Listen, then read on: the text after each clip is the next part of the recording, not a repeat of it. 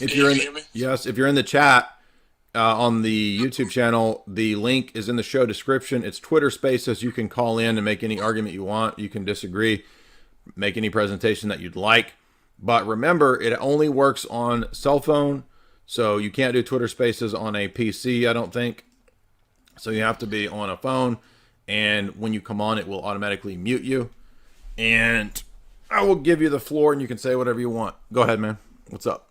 Yeah, so I was talking to you the other day about Acts 17. Okay. Yeah, I don't want to talk about that, but you mentioned something in the beginning of our conversation. You said that the difference between Eastern Orthodoxy is that Roman Catholicism doesn't have the heart, and I think you said the nous. Correct. So can you just explain that? And because I think I was getting a hint because when I read a lot of I'm Catholic. When I read a lot of theology, they mostly focus on rational. Yeah, exactly. Because the Roman Catholic view followed the Augustinian view, which is that man is a duality of soul and body. And soul is primarily intellect. That is not the Orthodox view. The Orthodox view, man is a trichotomy: body, soul, and spirit, or nous. The nous is the heart. This is a doctrine from Hebrew theology that continued into the Eastern and Orthodox tradition. So, yeah, exactly. The Roman Catholic view has a different anthropology because it just defaults to Augustine. And that's why there's no Roman Catholic theologians that teach the nous. Unless you find some Melkite somewhere who happens to have our theology. But that's an exception and not actually the Roman Catholic view.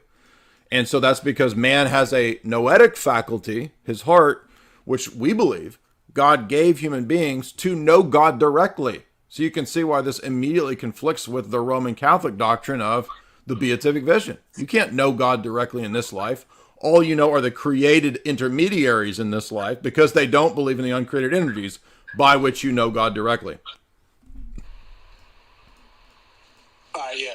And I wanted to, I have to look more into that because the thing about, I don't know if it's like a dogma or anything about the whole thing always just focusing on the rational, how the human beings.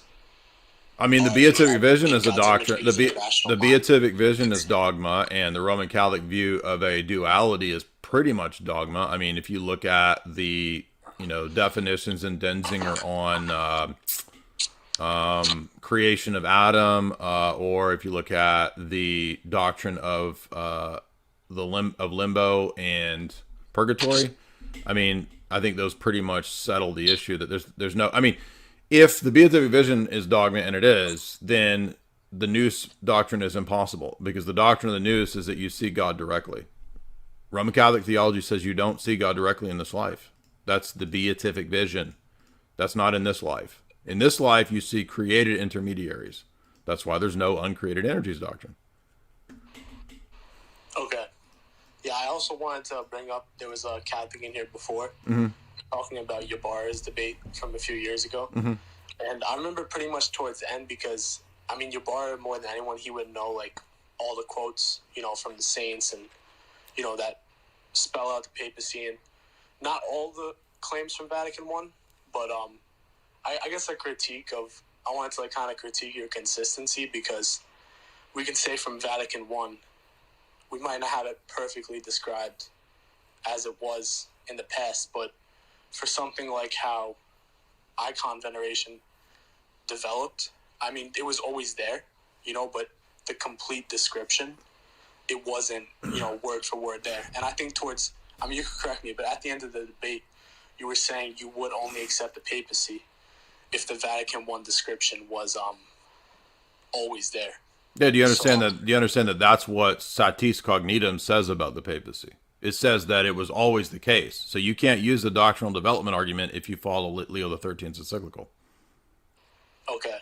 But so hold on. So which one is it? Is it something that developed, or is it something that was always the case? Well, no, I would say it was not written down. Maybe not written down in the same way, but maybe it was recognized in the same way. Oh. In the past, but yeah. So hold on. That's two different things. So again, no, icon veneration is not a development. It's a doctrine that's taught through the liturgical tradition of the church. So I'm happy to admit that there are certain things that might be the practice of the church that aren't written down. Like a lot of the liturgical stuff. I mean, eventually we have a list of the liturgies, but you might argue that, well, we don't have a specific liturgical service that dates maybe from the 2nd century. And so I could grant you that, okay, in that sense, it's not all written down, but the fact that something's not written down, that doesn't equate to development. That's a false equivalence. Yeah, I see the problem with using the word development, but I mean, I guess. Let's put it this way. So the recent papal committees, Chieti and then the recent Alexandrian statement, they admit that the Vatican I modus operandi is not the modus operandi of the first 1,000 years. So do you agree with those statements, or do you reject those statements? I would have to look into them, but if it's from the papacy, I guess I would agree with it. Where is my slow boy whiteboard? We're gonna have a whiteboard for the slow boys.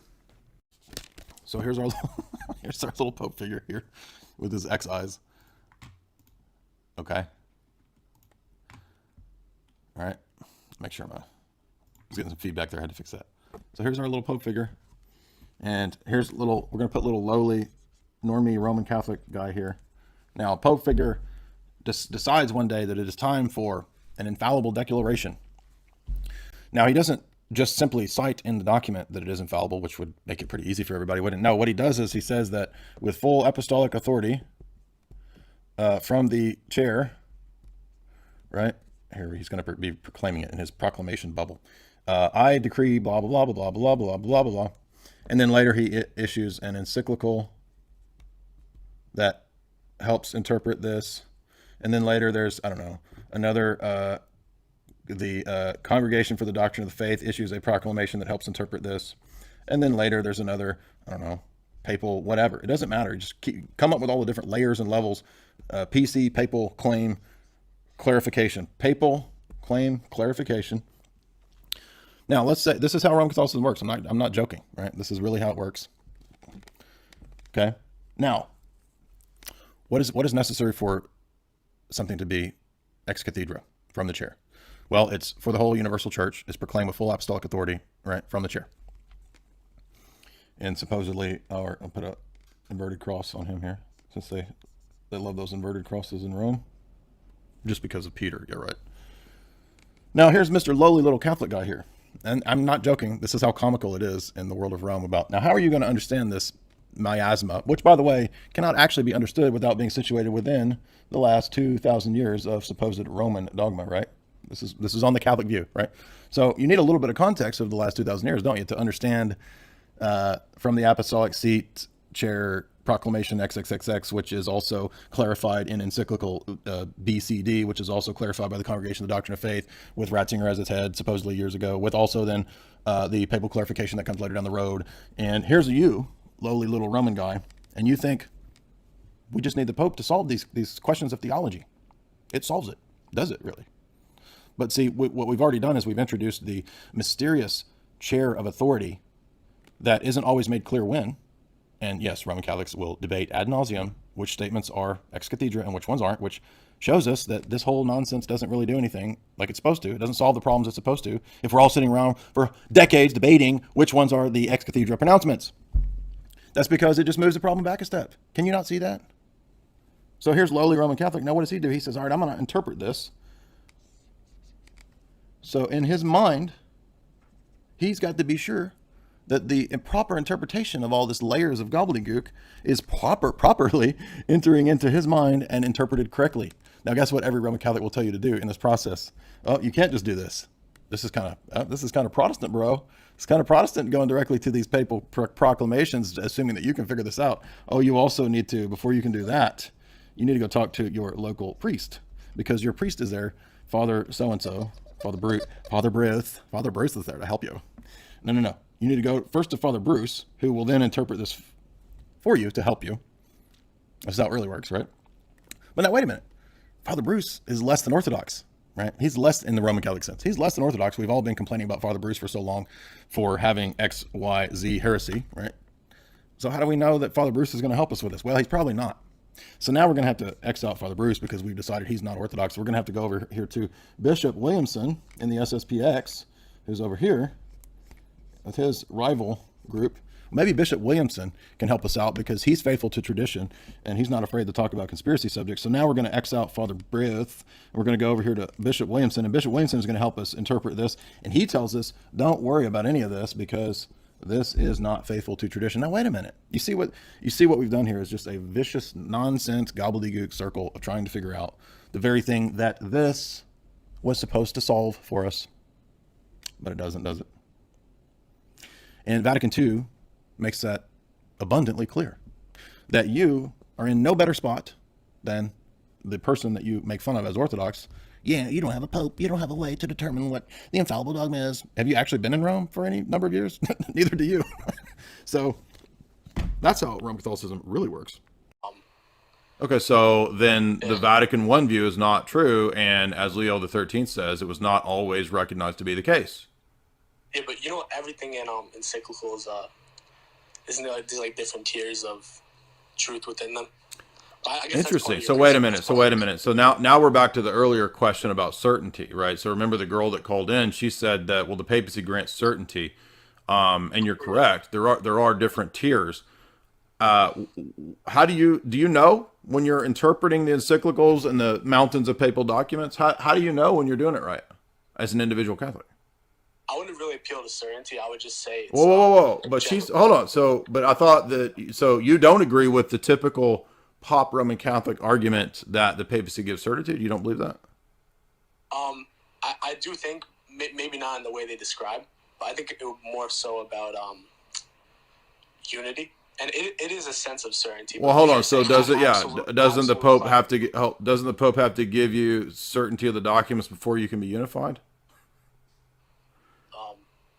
Well, yeah, but maybe not absolute certainty. Like, things might not always be clear. Okay. So again, I'm not asking for like infallible certitude on your part. You said there's criteria of tiers of stuff in the encyclicals. I want to know, as an individual Roman Catholic, do you have to interpret those those documents? I would say in the same way in ecumenical councils, you have to. No. Do you, as an individual Catholic, do you have to sift through these documents? No, I think as a Catholic, you pretty much. Bro, come on. Listen. I'm asking you, how do you get certitude for the criteria when you go through the documents? What grants you the certitude? It would probably just be the same as an ecumenical council. People interpret that. How is that? No, I'm asking you as an individual. Just saying that, well, like an ecumenical council. How does that give you the certitude? When you are reading the Vatican II documents and the papal encyclicals, how do you, as an individual, I don't want to know about some theoretical other thing. I want to know how you, as an individual, are getting certitude as you read through the documents. How do you know which is going into which category? What's giving you the certitude? Well, I guess whatever the bishops are doing. Oh, wait a minute. Your bishops are not infallible. So now you're appealing to a fallible thing to interpret the infallible things? Isn't it the same thing in Orthodoxy? No, I have a different system. I want you to tell me. Don't deflect into Orthodoxy. I want you to tell me, this is the Roman Catholic system. It's supposed to give you this certitude. It's supposed to give you these things. You said a minute ago that there's different tiers. How do you, as an individual Catholic, know you're putting the different papal statements in the mountains of documents into the right tiers? I mean, I think there's where it can't error in the official encyclicals. I mean, how is that telling you how is that telling you as you read through the documents what goes into what bin? Yeah, you have to be like a theologian, pretty much, I guess. Oh, wait a minute. Theologians are fallible. Now you're appealing to another fallible thing.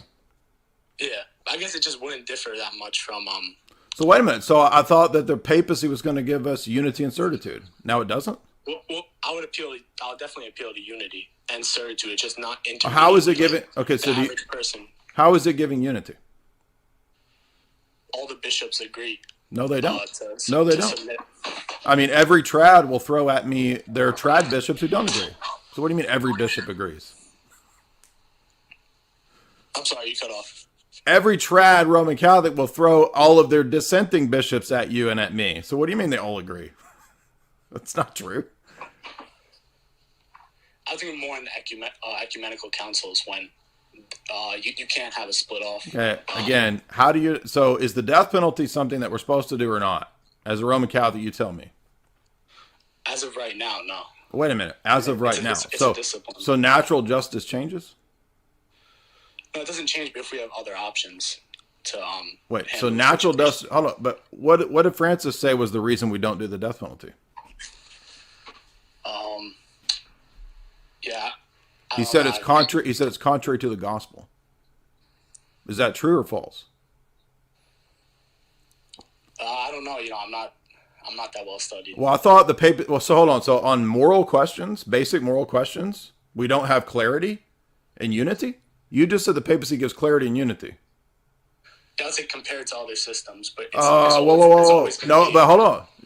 Now you're whataboutisms. What about it? What about you guys? No. You said this system gives these things, and now you're saying, not better than the other ones. Remember what I was saying? I wouldn't bring up that point, like how she did about wouldn't be my main argument for the certainty. I just wanted to bring up. Okay, so I'm glad to see the Roman Catholics admitting that it doesn't grant the certitude. Now, how does it give you the unity if it doesn't give you the certitude? Where's the unity? That wasn't the original point. I'm not a papal apologist. I kind of. Oh, wait a minute, but you just said you're a Roman Catholic. Yeah. Okay. All right. Did you have another question? Just back to my original about the why you would apply a certain standard to Vatican I definitions, whereas of course there was always icon veneration in the early church, but let's say take something from the council where it says if you don't venerate the icons, you're cut off, right? You can also appeal to how in the early church people, there was a large sect who didn't even agree with icons in general. If sometimes how is that? Like but none of that is development. None of that is development of theology, like Cardinal Newman says, to defend the papacy. So the fact that, let's say the word hypostate. No, let's say inhypostatize. Okay, that's a term that's used at the Fifth Council, right, by the Leontii, and it's adopted by the Fifth Council. The fact that the term is not typically used prior to the Fifth Council does not equate to evolving theology. It's just a term that's used to specify what was already always believed. So the councils are not developing theology. They're clarifying and stating what already was believed. Roman Catholic theology is saying something different to defend the papacy. It's saying, no, the seeds of the papacy were there in the first 1,000 years. It grew into the tree of Vatican I, okay? But if you look at the Gregorian reforms, what the Gregorian popes are doing in that period is completely revolutionizing the papacy, which Roman Catholic scholars and historians now admit. It's a revolution in church governance and ecclesiology. How is a revolution in church governance and ecclesiology, according to Eastern Catholic theologians and historians, how is that the faith of the apostles? That's two different things. Clarifying what was always the case is different from changing and revolutionizing the structure of the church. Yeah, I don't think it would be fair to use the word evolve because, it's pretty different from a development because evolve is like completely change into something else. Is the Gregorian version of the papacy the view of the papacy in the first 7 councils? Yeah, I clearly don't know enough about this, so I probably shouldn't just keep answering. That's fine. But can I ask you a different question? Just a really quick one, and then I'll get off. Sure. Yeah, so you were in your debate with Trent. That's why I listen to you because I have like a lot of. That's fine. Yeah, you're welcome. You can ask as many questions as you want. Sure. They talk a lot about evolution, and you kind of know a lot about the church fathers. So in the debate with Trent, you mentioned he was talking about death before the fall, and he brought up how, of course, God said, eat from the trees and be fruitful and multiply. So is plants considered death? The cycle of eating plants, is that considered death, and that's going to be done away with? No, actually the church fathers cover this, and the way in which they would have partaken of those things would not have led to death. And the Roman Catholics don't even realize, as I'm going to show you here, this is already in. Can you mute? I'm not trying to be mean, but it's really loud background noise. Please mute. Right. So this is condemned at the Trullo Synod, and the canons of Trullo are accepted eventually by Nicaea too. I think they're accepted at the Sixth Council as well, but I know they're accepted at Nicaea too. But if you look at Trullo canon here, you'll notice that Adam was not created by God subject to death. Whosoever says that Adam was created mortal, so that whether he had sinned or not, his body would have died, that is, Adam still had natural death, right? This is what typically evolutionary theists, people who believe in theistic evolution, they will say, oh, well, death existed prior to Adam and Eve. Adam and Eve sinning, that results in a spiritual death. No, that is actually condemned in the canon here, accepted at the Seventh Council. But by the way, Roman Catholics don't care what the Seventh Council says. They don't accept the canons of the Seventh Council because it would basically nullify a gigantic portion of their approach to abusing the liturgical rites. So you understand that you could never have Vatican II without Rome already not adhering to the Seventh Ecumenical Council's canons. I know that the Roman Catholic Church verbally gives credence to the Seventh Council, but they don't follow the teaching, the theology, and the canons of the Seventh Council. For example, this one, which is not about icons, but is about the notion of death before the fall. Whoever shall assert that the first man, the protoplast, would have died without sin through a natural death or natural necessity, let him be anathema. So if you believe that there's a natural death that is not the fall, you are anathema. And I know we're going to get a million different Roman Catholic ramblings as to, oh, don't count. That's not what it means. What does Paul say in Romans 8? This is why Roman Catholics don't believe in recapitulation. They don't believe that the entire cosmos is going to be restored through the incarnation, because they don't expand the extent of Christ's redemption to match the extent of Adam's fall. Adam's fall was not just him and his bride or him and his descendants. It's the whole cosmos. That's the patristic teaching. The fall affected the entire cosmos, not just Adam and Eve. It's a cosmic scope. Thus, Christ's incarnation and resurrection are cosmic in scope. This is called recapitulation. It is taught by Irenaeus. It is taught by the Eastern Fathers, clear as day. The Latin Church's acceptance of Augustinianism leads to the rejection of recapitulation. They do not teach it. Augustine does not teach it. I've done multiple several-hour live streams on this. Only Orthodox theology teaches this. Okay? And Paul says in Romans 8, clear as day, the earnest expectation of creation eagerly awaits the revealing of the sons of God. Creation was subjected to futility, not willingly, but because of him who subjected it in hope.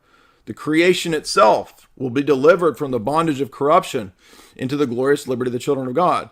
For we know that the whole creation groans and labors with birth. The whole creation. Okay? And it's talking about the fall. Adam brought all decay, corruption, fall, etc. into this cosmos by his sin. Because Adam was supposed to be the prophet, priest, and king and steward of all the created order. He failed in that. That means the whole cosmos was affected. And death entered into all areas of life through this action. So again, if you understand recapitulation, you understand this doctrine, and this makes theistic evolution, in my argument, impossible. Now, maybe there's some argument that somebody has. Anybody's welcome to make the arguments, and I've heard many of them. If there's some argument somebody has as to how they're not being condemned by the Seventh Ecumenical Council's canons, I guess Roman Catholics say, well, we don't care what the canons of the Seventh Council say. So, whatever. Okay. But okay, how did Adam, how is there death before the fall when Paul's very clearly saying that death entered through Adam? And it's not just physical death. It's spiritual death. Spiritual death results in physical death, not the other way around. Yeah, I think a lot of that has to do with because the heart of our theology, it's kind of Middle Ages, and it's even though in the Middle Ages they were focused on the patristics, pretty much the basic thing is to go to like the Summa for answers. Yeah, Whereas I agree. know it's going to church fathers. It's like, Yeah, but and that's why Aquinas doesn't.